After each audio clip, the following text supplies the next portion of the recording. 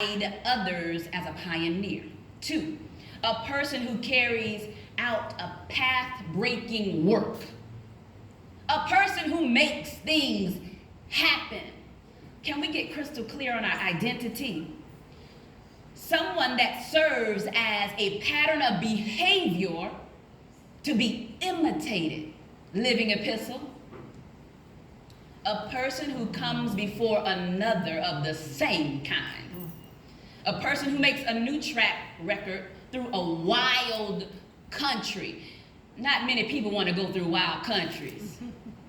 Because what's in the wild? Scary stuff out there.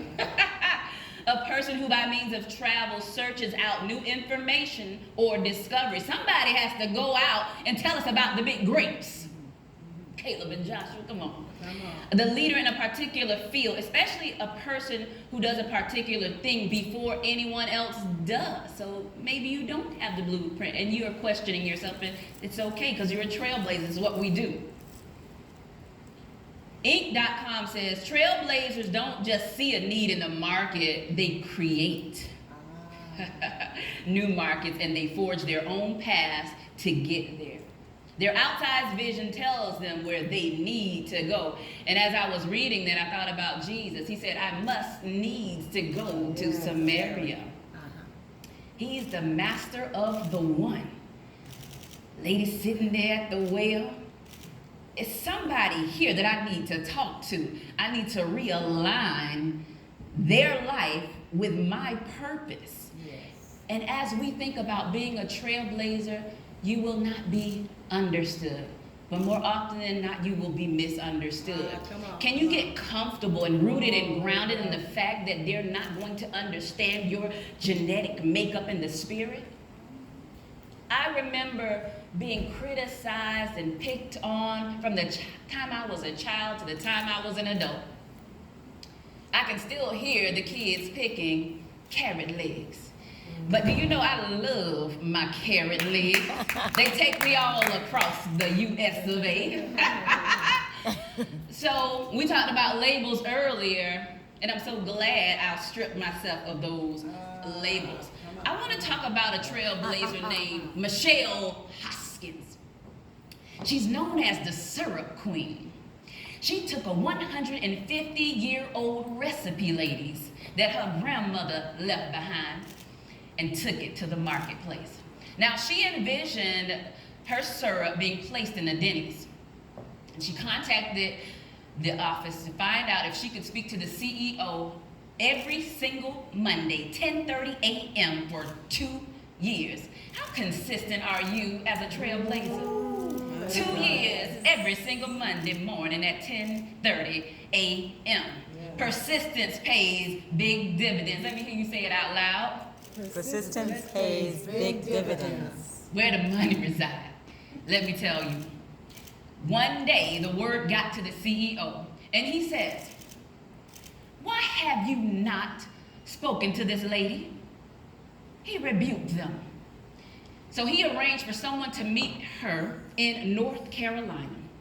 And when she showed up and she let them sample grandma's syrup, can we say a contract for $3 million? Do you believe in the beauty of your dreams?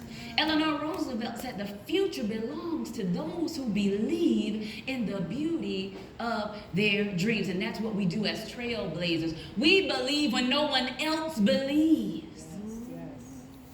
We get up early. We go to sleep late at night. We talk to ourselves. We get back into alignment. We fall 7 times and we stand up 8. We fall 7 times and we stand up 8. That is the life of a trailblazer. I called my husband last night. I said, they're talking about your industry. My husband's a general contractor. And I said, tell me about the dirty work. What allows you to do the dirty work? And I've never heard him once complain, ladies. I have a phenomenal husband. I must just say this out loud. But he has never complained. I've watched him when it's down to the wire and they have to get those construction projects completed by a certain deadline. Listen, 2, 3 in the morning, whatever it takes to get the job done. I've been in a church sweeping the benches off from all the debris But when it's finished, it's just beautiful. I said, everybody loves the pretty work, but nobody wants the dirty work. Usually the dirty work is just a few. It was 3 of us in there behind the scenes before it was beautified, and everybody comes in and have the banquets, and they have no idea why the walls look so great. But I asked him about the demoing process. He said the demoing is the most important part of the construction. This is the beginning. And he said, then you have to think about the sequence, the order in which it's done. Because if you paint the walls before you put wires behind it, you're gonna have to do it all over again. It has to go in a certain order. And then I said, are you willing to commit to the necessity of now in order to take pleasure in the niceties of what's next? Everybody wants to be on next level. Ask Sierra. Level up, level up, level up.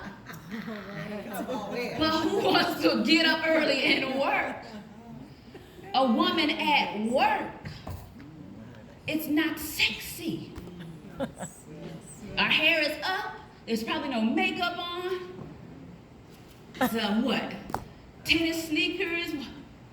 We're not glam to the nines.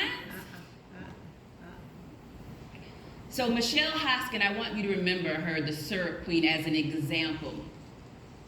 Remember I talked about the twins of disempowerment.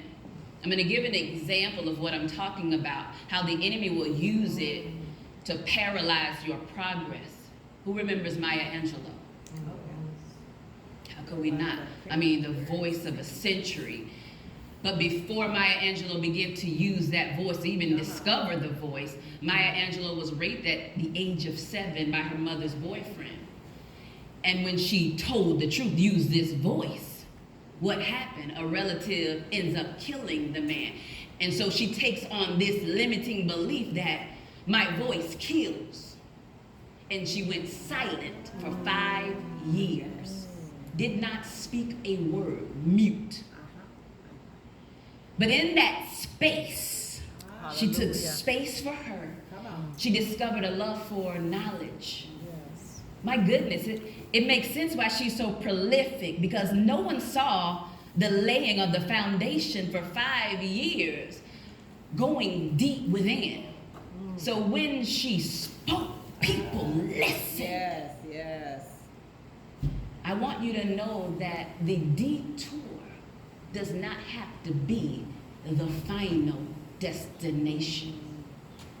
You can get back on course. Ask Maya Angelou. Rest in peace. A trailblazer